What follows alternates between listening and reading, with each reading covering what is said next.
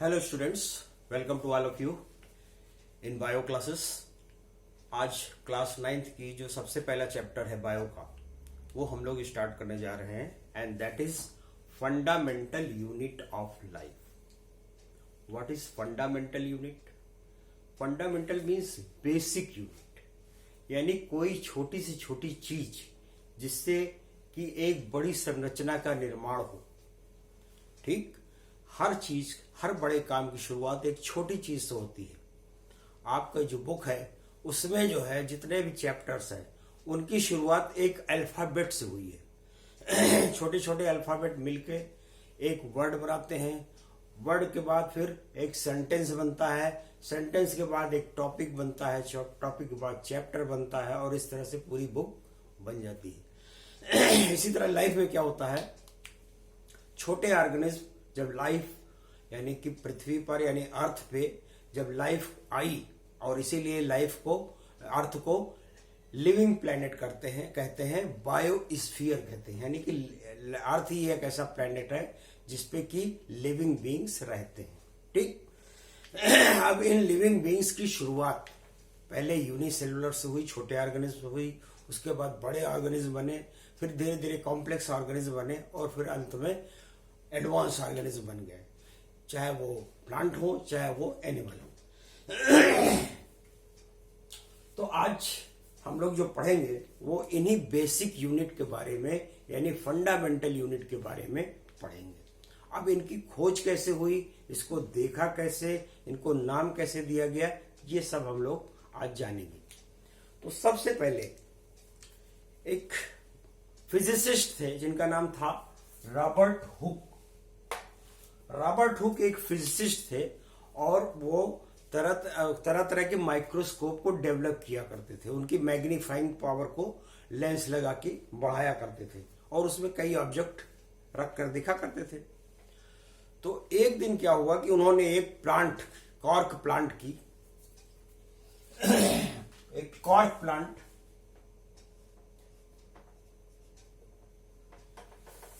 कि एक बहुत ही थिन फिल्म, एक मेम्ब्रेन को अलग किया, स्क्रैच करके, जैसे पॉलीथीन से भी पतली एक मेम्ब्रेन, उसको निकाल के अलग किया और उसको जो है माइक्रोस्कोप में लगा कर देखा।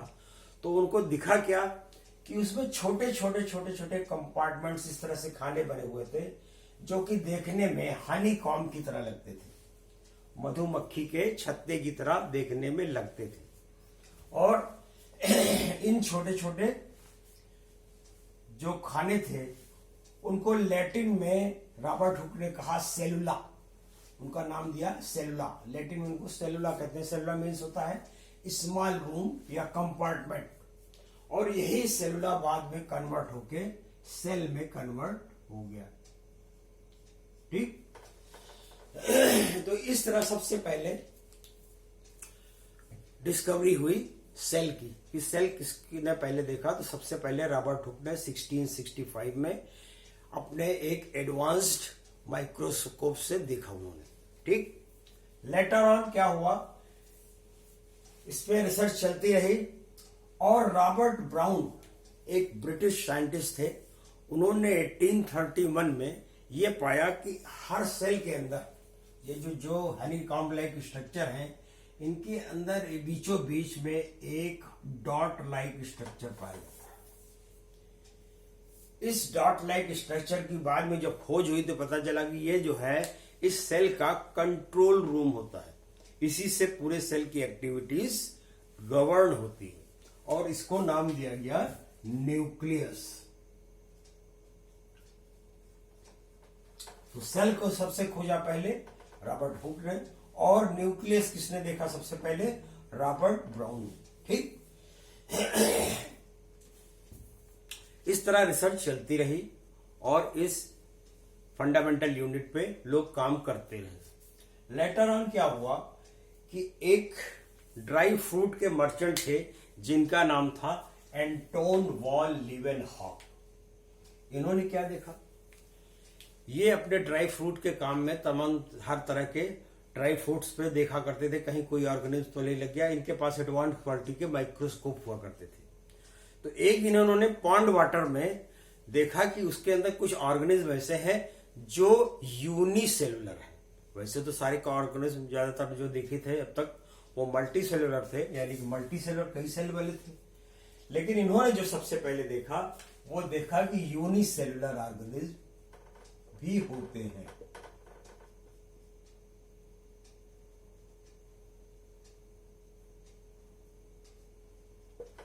और सेलुलर ऑर्गेनिज्म को उन्होंने खोजा, जैसे कि अमीबा हुआ, एंटामीबा हुआ, यूग्लिना हुआ, ये सारे यूनिसेलुलर ऑर्गेनिज्म है, यानी कि अपने आप में ही एक सेल है।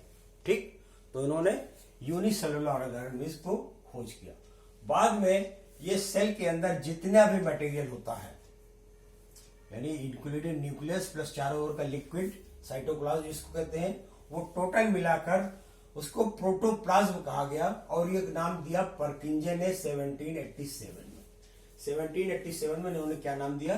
प्रोटोप्लाज्म। और ये बताया कि protoplasm is the basis of life, यानी कि सेल के अंदर जितना भी मटेरियल होता है वही बेसिस ऑफ लाइफ है। ठीक, अगर वो डेड हो जाए तो सेल भी डेड हो जाएगी, ऑर्गेनिज्म भी डेड हो जाएंगे। ठीक, यहां तक की बातें हो गई। इसके बाद फिर आया है definition of the cell.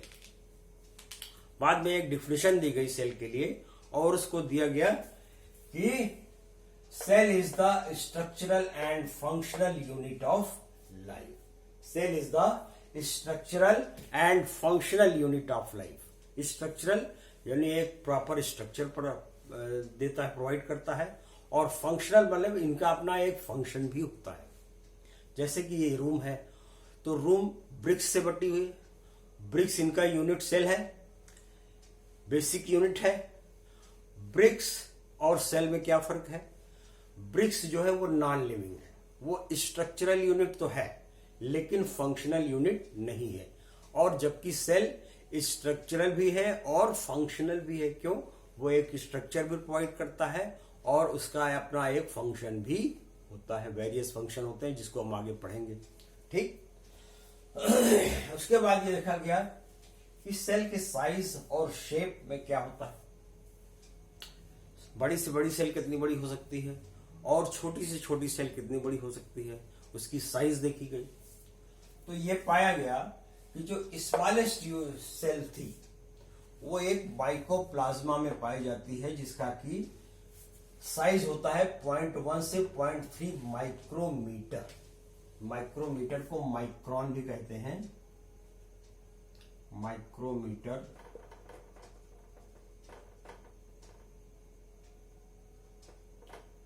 Is known as micron, और इसको इस तरह सिंबल दिया जाता है माइक्रोन। और 1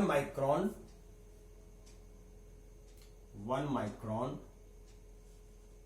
इज इक्वल टू 1/1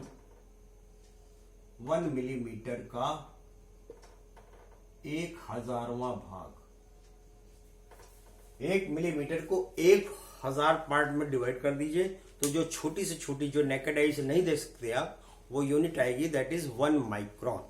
तो सबसे छोटी जो सेल होती है वो 0.1, अब समझिए, यानी कि इसका भी 10 पार्ट कर दीजिए आप, 1000 का 10 यानी 10,000 पार्ट कर दीजिए 1 मिलीमीटर का, तब आएगा 0.1 to 0.3 माइक्रोमीटर। ये होती है PPLO यानी माइक्रोप्लाज्मा। एक माइक्रोप्लाज्मा जिस तरह बैक्टीरिया होती है, बैक्टीरिया होता है, वायरस फंजाई होती है, उसी तरह से ये भी माइक्रोप्लाज्मा भी होता है और ये भी डिजीज कॉज करता है वेरियस। तो जो सबसे छोटी सेल देखी गई है वो एक माइक्रोप्लाज्मा है, इसको PPLO कहते हैं, और इसमें 0.1 to 0.3 माइक्रोमीटर का सेल पाई जाती है। और सबसे लार्जेस्ट सेल वो ऑस्ट्रिच के एग। ऑस्ट्रिच आप जानते हैं शुतुरमुर्ग, ऑस्ट्रिच का जो एग होता है, हर एक सेल होती है, तो इसका जो एग होता है वो सबसे बड़ा होता है और इसकी साइज होती है 6 इंच लेंथ में और 5 इंच ब्रेड्थ में। तो ये सबसे बड़ी सेल होती है। अब लॉन्गेस्ट सेल क्या होती है? अब ह्यूमन बॉडी की बात कर लें तो स्मॉलेस्ट सेल होती है ग्रेन्यूल सेल ऑफ सेरिबेलम। दिमाग के अंदर एक ग्रेन्यूल सेल होती है जो 4 to 4.5 माइक्रोन की माइक्रोमीटर की होती है। वो सबसे छोटी सेल होती है ह्यूमन बीइंग के अंदर। और लार्जेस्ट सेल जो होती है वो ovum of the cell, ovum यानी एग, फीमेल के अंदर जो एग होता है, ओवम होता है, वो 0.1 मिलीमीटर का होता है, वो लार्जेस्ट होती है। ठीक,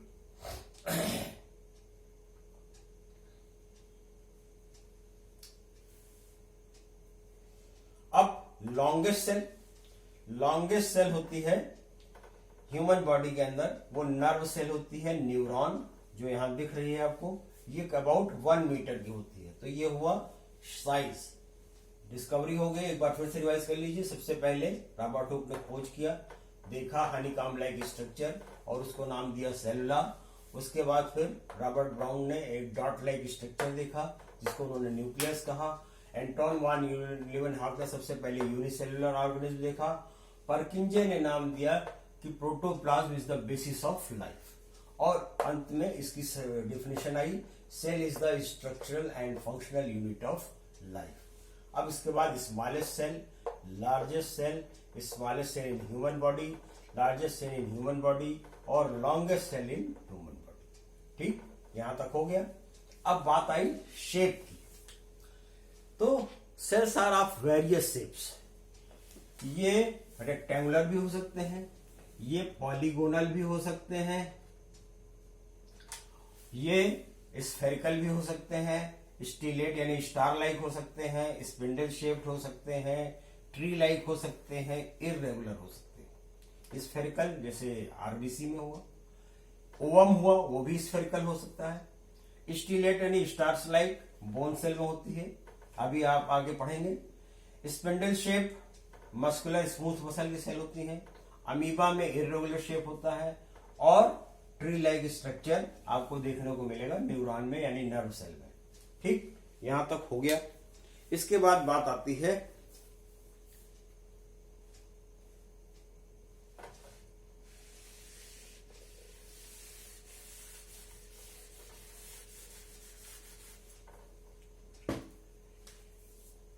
unicellular organism and multi cellular organism.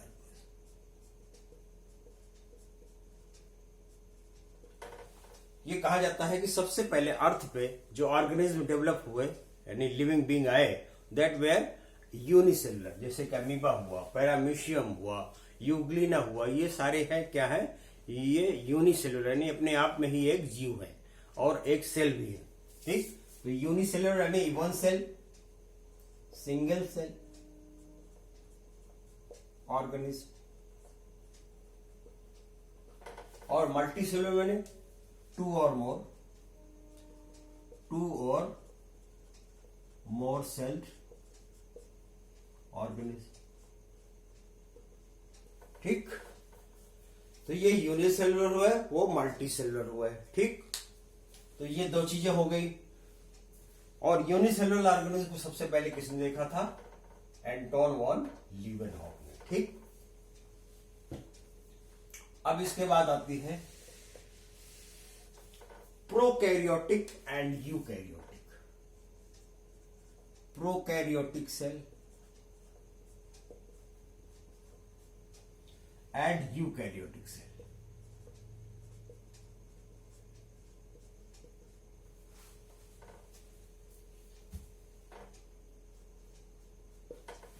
ठीक, प्रो मीन्स होता है प्रिमिटिव,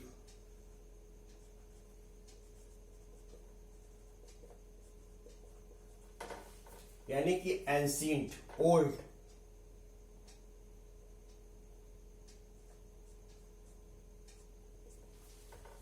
और कैरियन मीन्स होता है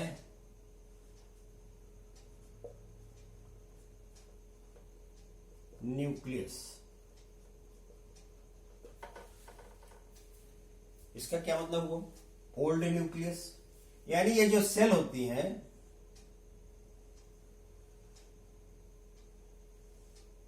इनके अंदर प्रॉपर न्यूक्लियस नहीं होता, बल्कि एक मास होता है जेनेटिक मटेरियल का, जिसके ऊपर कोई मेम्ब्रेन वगैरह नहीं होती, और इसलिए ये ट्रू न्यूक्लियस नहीं कहलाते बल्कि प्रिमिटिव न्यूक्लियस कहलाते हैं, और इनको नाम दिया जाता है न्यूक्लियोइड। क्या नाम दिया जाता है? न्यूक्लियोइड। जबकि यूकैरियोटिक सेल में यू मीन्स होता है ट्रू और कैरियन मीन्स होता है न्यूक्लियस। यानी इनके अंदर ट्रू न्यूक्लियस होता है। ट्रू न्यूक्लियस मीन्स एक मेम्ब्रेन बाउंड प्रॉपर न्यूक्लियस।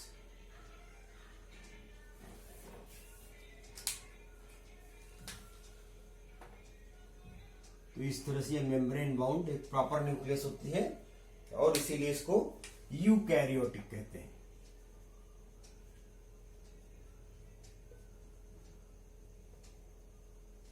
ठीक, तो ये हुआ प्रोकैरियोटिक, यूकैरियोटिक। ये ज्यादातर bacteria, blue green algae etcetera में पाया जाता है, बैक्टीरियाज में, ब्लू ग्रीन एल्गी एक्सेट्रा में।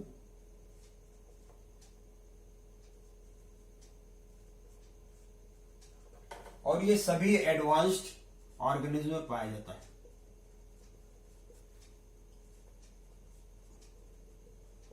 ठीक, डिफरेंट क्या हुआ? इसके अंदर कोई भी ट्रू न्यूक्लियस एब्सेंट,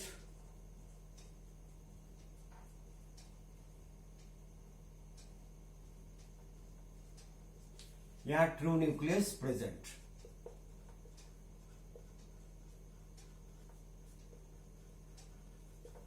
यहां पर membrane bound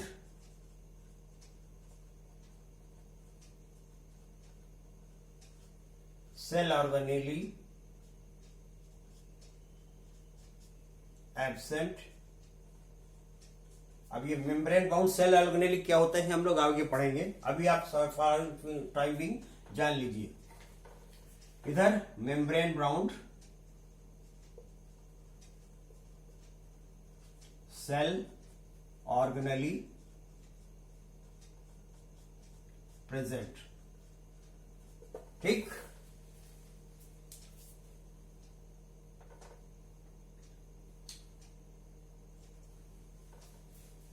only ribosome is present,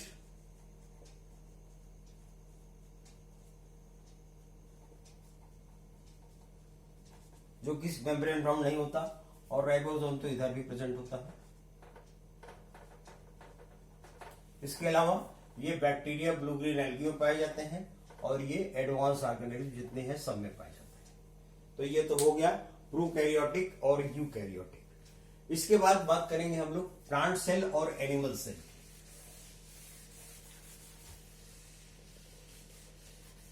अब प्लांट सेल और एनिमल सेल में कुछ डिफरेंस होता है। प्लांट सेल और एनिमल सेल,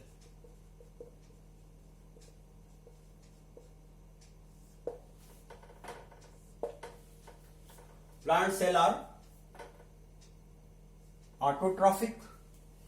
ऑटोट्रॉफिक माने जो अपना खाना खुद बनाते हैं। आप छोटे जूनियर क्लास में आपने पढ़ा कि ऑटोट्रॉफिक और हेटेरोट्रॉफिक। तो प्लांट्स आर ऑटोट्रॉफिक क्योंकि वो किसी और पे डिपेंड नहीं होते, वो अपना खाना खुद बनाते हैं by the process of photosynthesis, और इसीलिए उनके अंदर प्लास्टिड्स पाए जाते हैं, यानी क्लोरोप्लास्ट पाया जाता है, प्लास्टिड्स प्रेजेंट।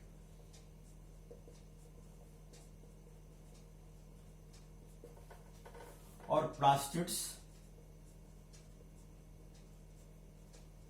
एब्सेंट, क्योंकि हेटेरोट्रॉफ होते हैं, ये दूसरे के ऊपर डिपेंड करते हैं, प्लांट पे भी डिपेंड करते हैं।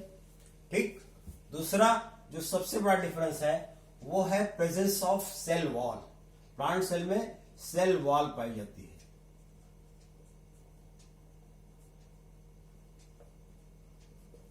इधर सेल वॉल एब्सेंट होती है।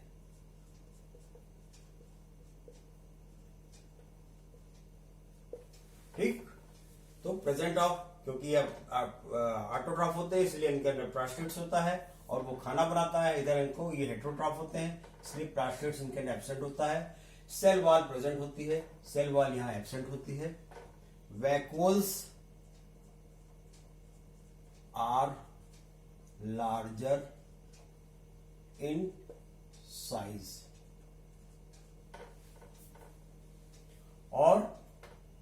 either vacuoles are either absent or very small in size. ठीक, प्लांट सेल कुछ लार्जर साइज के होते हैं as compare to animal cell, comparatively larger in size, smaller than plant cell.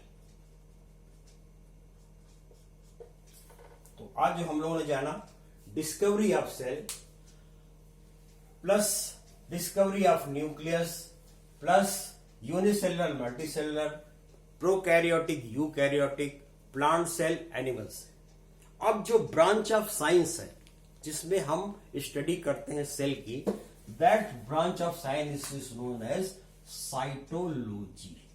What is cytology? Is the branch of science in which we study about cell. Here cyto means cell और logy means होता है study of. तो हम लोग cell के बारे में जो स्टडी करते हैं, that branch of science is known as cytology.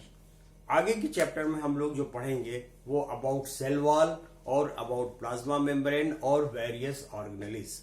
आज ये इंट्रोडक्शन के लिए इतना, this is more than sufficient. Thank you very much.